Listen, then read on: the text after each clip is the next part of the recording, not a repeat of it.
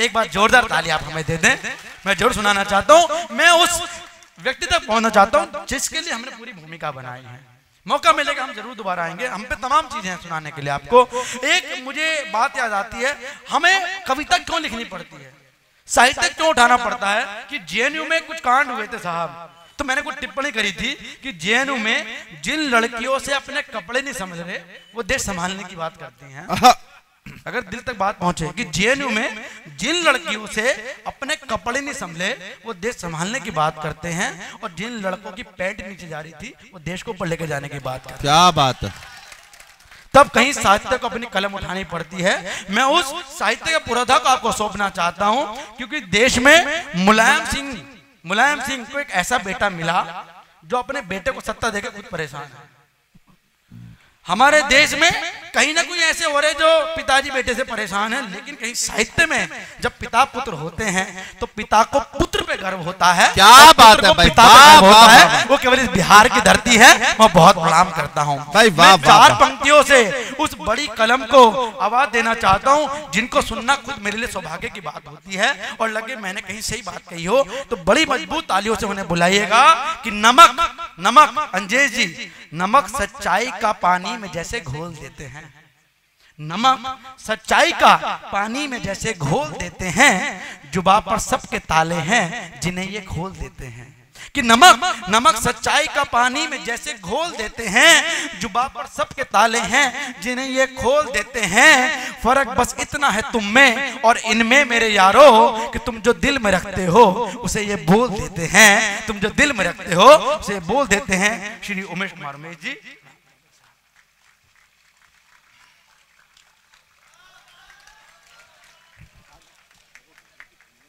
अब थोड़ा विभिन्न रसों से रसाबोर करवाया। हमारे पूरे हिंदुस्तान के कई राज्यों से आए हुए सब शिल्पी, कविवर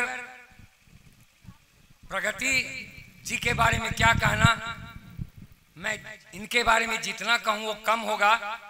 मुझे ऐसा अंदर से लग रहा है कि इस ऐतिहासिक क्षण बसंतोत्सव का जो खुशनुमा शाम है, इसकी बधाई पहले किसको दूं, यही सोचने में मैं उधेड़ बुन में हूं।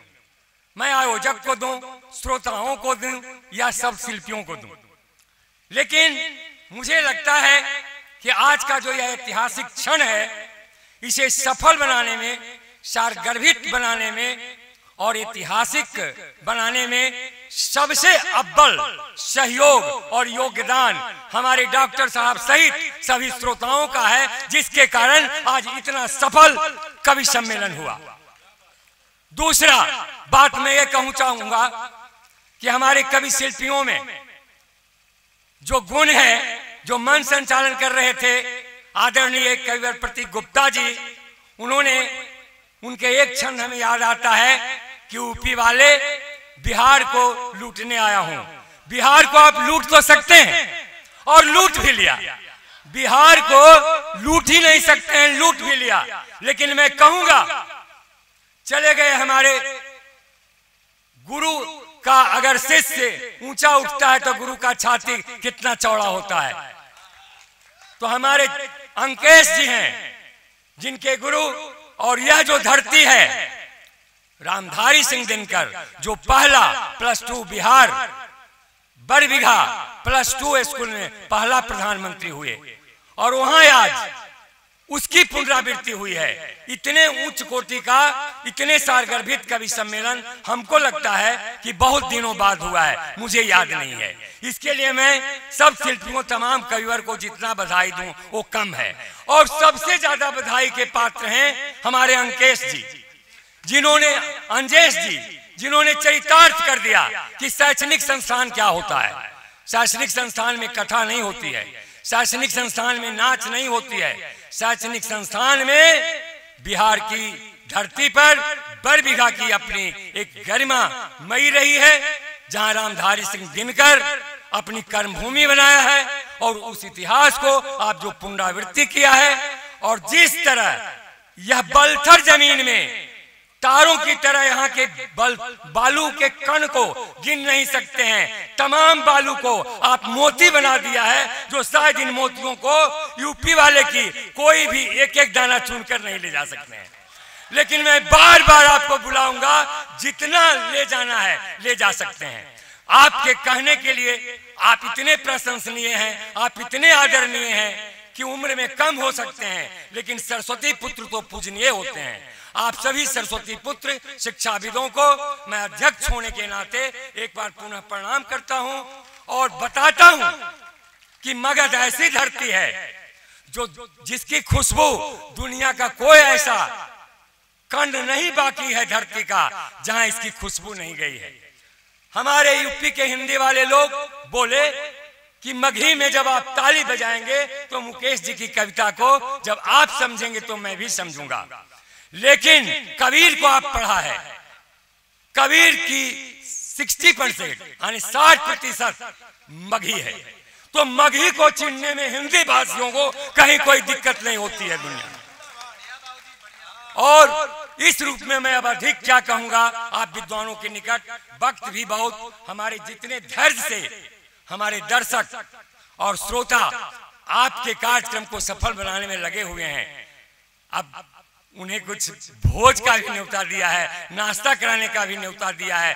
जब जब हम अपने अतिथि श्रोताओं को कुछ खिलाना चाहते हैं तो हमारे सब शिल्पियों की तरफ से रोक लग जाती है। हम कितना देर रोकेंगे, पहले आत्मा तब परमात्मा, पेट पूजा भी जरूरी है। तो इसी चंद शब्दों में मैं ज्यादा वक्त नहीं लेना चाहूंगा। मगही एक वैसी साहित्य है जो आज इसमें पीजी करते हैं, इसमें प्रोफेसर बनते हैं, और हम लोग जिस दिन मगही लिखना शुरू किया था उपेक्षित थे। हम लोग को यही समझा जाता था कि मगही लिखने वाला पढ़ा लिखा हुआ आदमी नहीं है, बेचारा गौवा का भसवा कुछ बोलता है, ये साहित्य क्या रहेगा। लेकिन आज ये पूरी साहित्य है, जितने भी साहित्य में विधा होते हैं सब हम लोग उपलब्ध कराया मगही साहित्य में, और आज इसको भी शिक्षा में झारखंड तो इसको द्वितीय भाषा का स्थान दे दिया।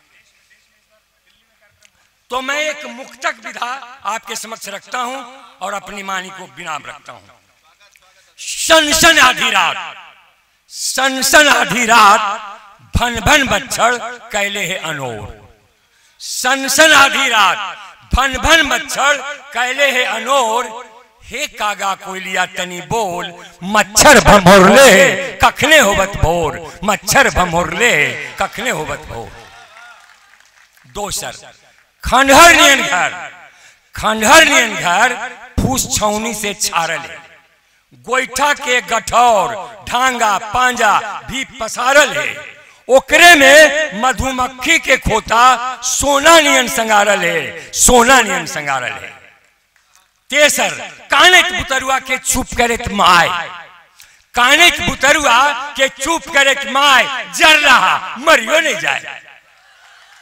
कानेच बुतरुआ के चुप करत माय, जर रहा मरियो नहीं जाए, कि बुतरुआ की आ जाए ठीक, मैया छतन जियो, मैया छतन। वाह, टोबा नूर लक्षण, सही राह चल के सही बतावा, पछते रहबा फिर कोई नहीं पूछतो, पछते रहबा फिर कोई न पूछतो, जाग गेल जनजन है, जाग गेल जनजन है, कन कन है, जाग गेल जनजन है, कन कन है, मन मगन बन के मत बैठा, धधैला बुझा जेवा, बस तो टुनटुनिया हेरा जेवा। वाह वाह, टुनटुनिया। अध्यक्ष को लोग समझते हैं कि सभी कवि सम्मेलन के मंच पर जितने सब शिल्पी हैं उनसे श्रेष्ठ हैं, मालिक हैं, लेकिन ये बेचारा कुछ नहीं होता है, धोती कुर्ता पहनता है, थोड़ा उम्र बीत जाता है तो इसको एक सम्मान के रूप में अध्यक्ष के रूप में बैठा दिया जाता है।